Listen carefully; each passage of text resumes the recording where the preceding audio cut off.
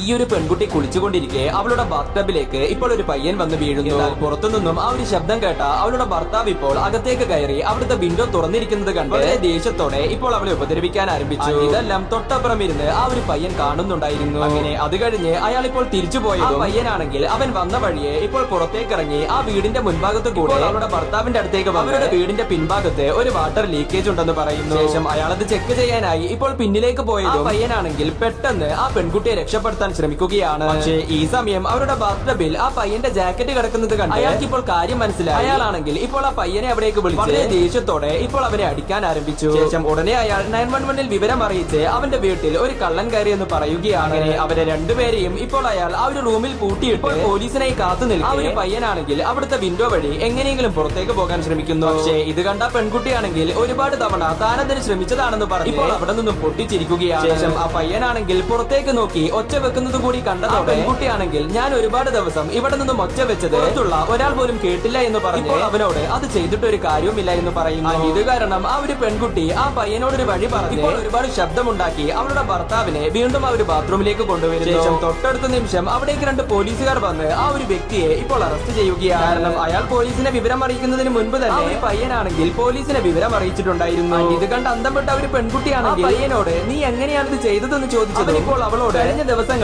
നീ സഹായത്തിനായി ഇവിടെ നിന്നും ഒച്ച വെച്ചത് കേട്ട ഒരുപാട് ആളുകളാണ് താനെന്നിപ്പോൾ പറയുകയാണ്.